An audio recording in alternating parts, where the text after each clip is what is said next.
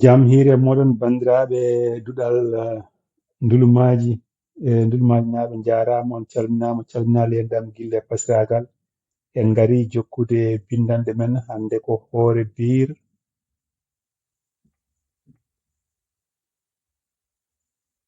joyi yarkoma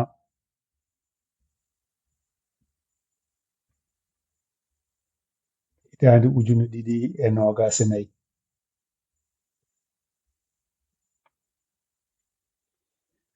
Hande jangeten ko alkulal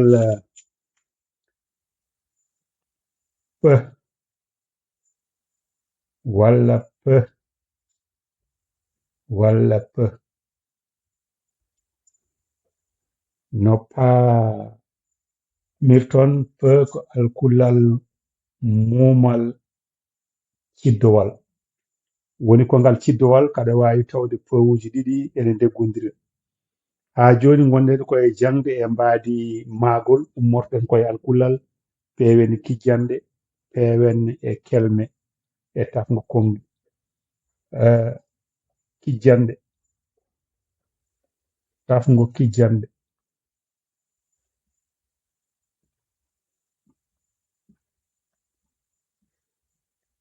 e sittinde tan kijjande ɗe mbawa amnade ɗon ɗo alkule laaɓde ɗe gandaka jogiɗen ko pelle ɗiɗi laaɓde daɓɓe a o u i e laaɓde durtaɗe a o u i e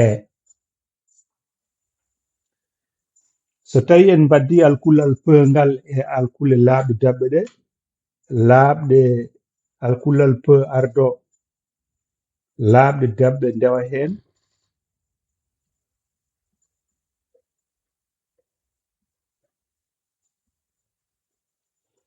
keɓen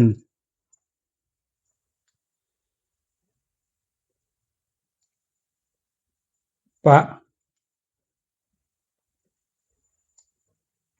po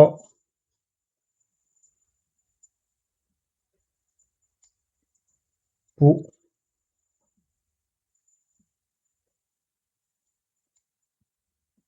pi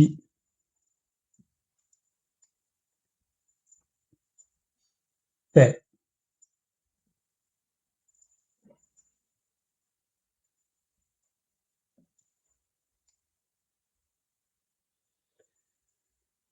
pa po pu pi pe pa po pu pi pe walla alkule laaɓde daɓɓe ɗe gardo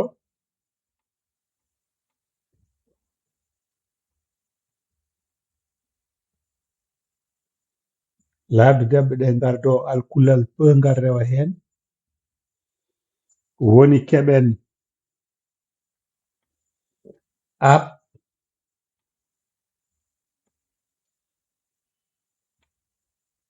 op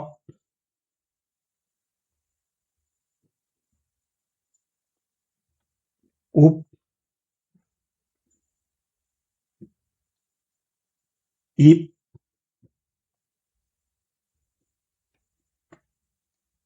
ep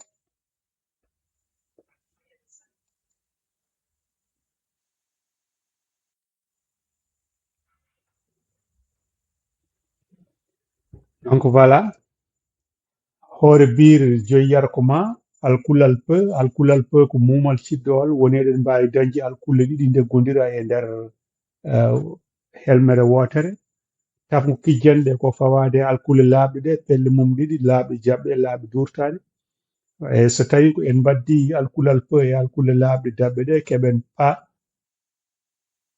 pi pe pa po pu pi pe so tawi ko laaɓɗe daɓɓe ɗe gaddi alkulal pe ngal rewa hen keɓen ap op up ip ep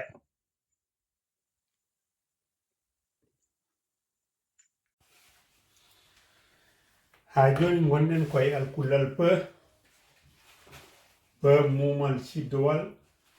woni pewuji ɗiɗi ne mbawi wondude e nder alkulal gotal joni ha joni koye tafgo kijjanɗe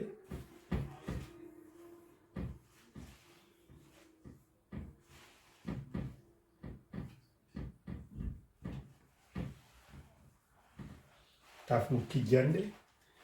e siftinde ha joni kijjanɗe ɗeɗo kadi mbawa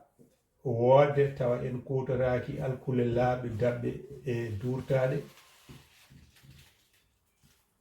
en mbaɗino laaɓe daɓɓe ɗe joni kutorɗen ko alkule laaɓe juuɗe alkulal pewngal ardo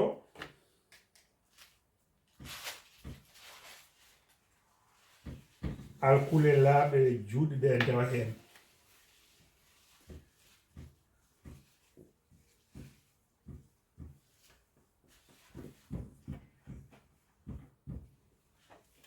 ɗum woni keɓen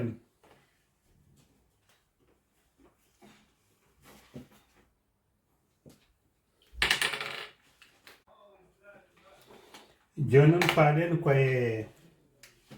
tafgo kelme ha joni gonɗen koye alkulal pe ko alkulal mumal ciddowal eɗen mbawi dañde pewuji ɗiɗi ene deggodira e helmere wotere joni paaɗen koye tafgo kelme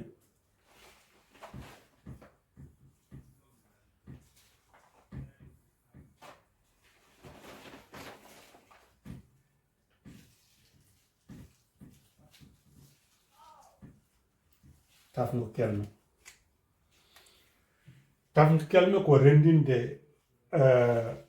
kijjanɗe tan yeru joni se en ndendini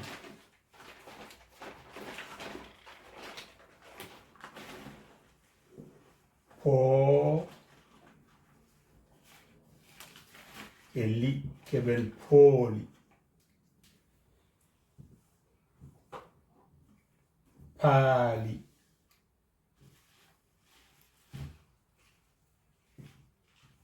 paabi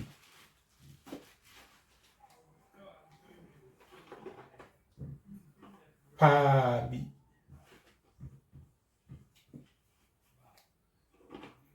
paaɓi paam yettode paa paam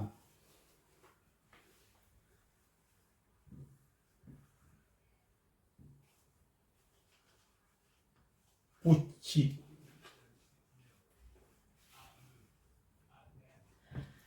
pucci peecu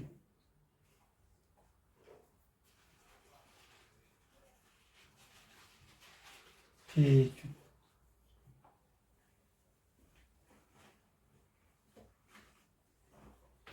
peecu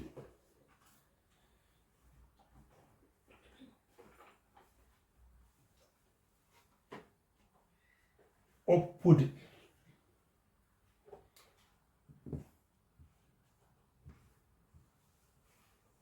oppude oppude nagge faangude walla mbeewa walla ɗum wiyata ko oppude eɗen mbawi kadi windude foppude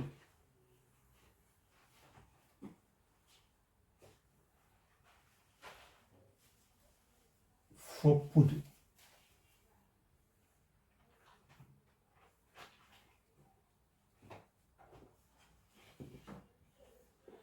foppude donc eɗen mbawi yitude hen ko heewi pooli paali paabi paaɓi paam pucci peecu oppude foppude pooli, paali, paabi, paaɓi, paam, pucci, peecu, oppude, foppude. Voilà, en ngari hen ha ɗo e windande meɗen hande e windande men alkulal peu. Joni so Allah jaɓi meɗen gasnude heɓlo ngo en beeli hankantini saha fof noon on duttoto e bindanɗe mon deftoɗon saabu ñanden en mbaɗino alkulal le mbattuɗen alkulal le ko goto arte am wi ngal ɗo alkulal en janggin ɗum firi ko onon heddiɓe ɓe on mbattani hen hakkille no fewi ɗum kadi alay saago mbatton hen hakkillaji moɗon. On jarama. Jame kisal moɗon bandiraɓe duɗal tolno goo ngal ndulumaji onon fof on calminama e kuuɓal calminali en ɗam gille e pasiragal. Hande en ngari jokkude e windande meɗen. Hande somi jumani ko hoore biir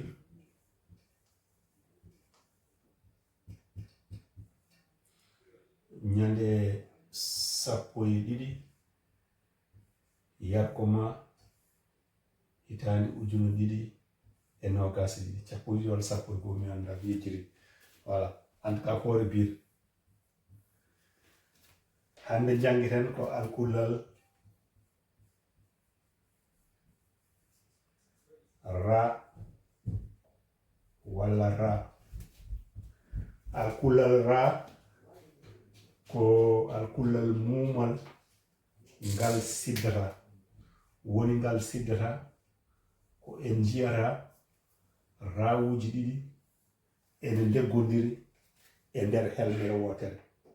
Donc alkulal ra ko mumal ngal siddata. Joni noon jehen e tafgo kijjande.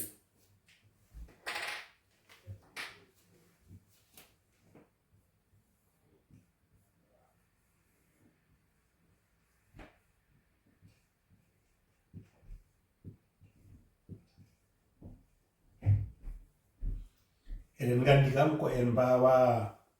wadde kijjanɗe tawa en ciftinani alkule laaɓe ɗe laaɓe dabɓe a o u i e laaɓe durtaɗe a o u i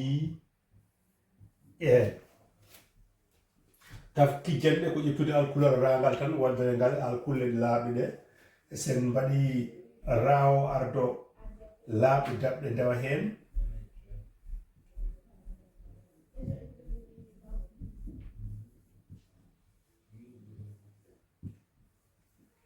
keɓen kijjanɗe ra ro ru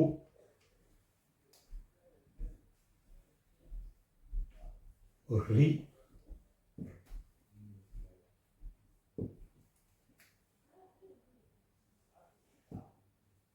e re.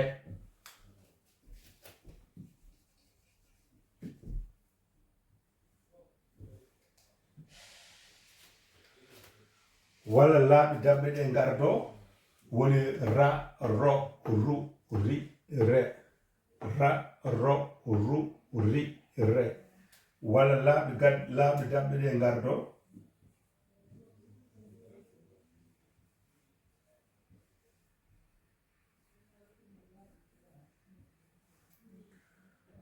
alkulal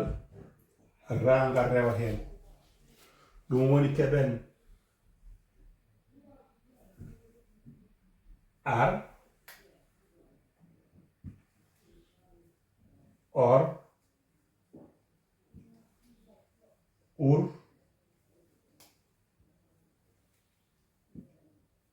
ir er. Donc hoore biir 12 yarkoma hitande 2024 hande ko alkulal ra janggueten. Ra ko alkulal mumal ngal siddata woni en jiyata rawuji ɗiɗi en deggodiri e nder helmere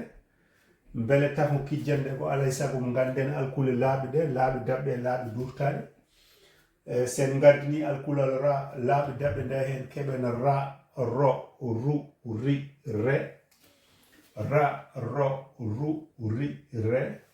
so laaɓi daɓɓe ɗe gartima alkulal re gari hen keɓen ar or ur ir er ar or ur ir er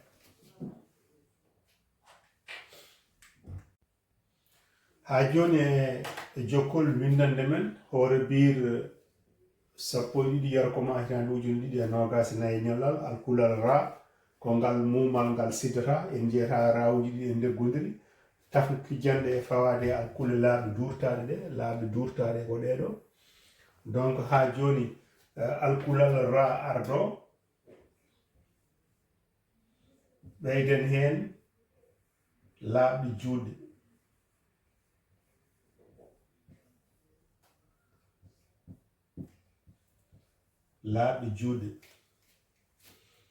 keɓen ra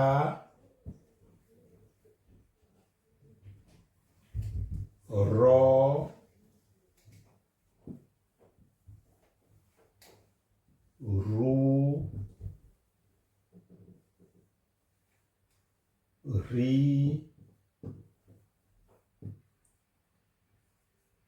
re alkulal ra ardo laaɓi juɗɗe nde hen keɓen ra ro ru ri re walla laaɓi juɗɗe ɗe gardo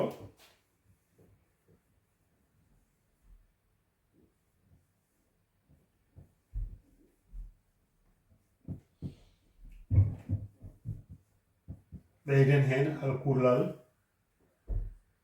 rangal ɗum woni keɓen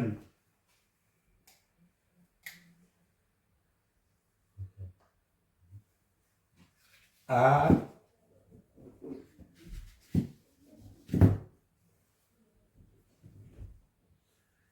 keɓen ar or ur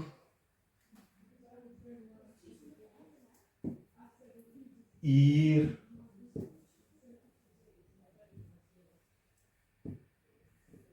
er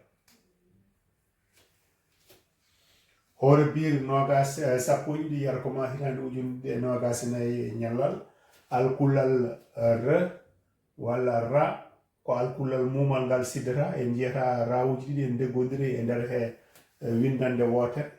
ɗum en dañata ɗum saabu ngal siddata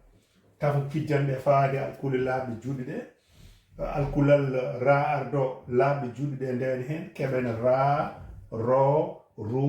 ri re laaɓi juɗɗe gardo alkulal re sakkito keɓen ar or ur ir er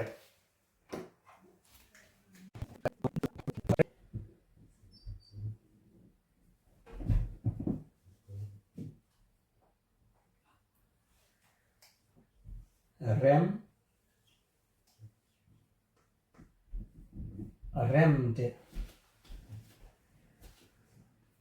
ruulde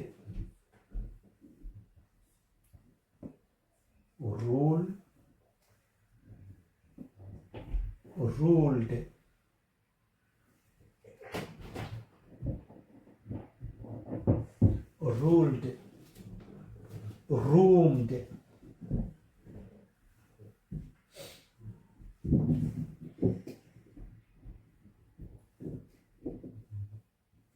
ruumde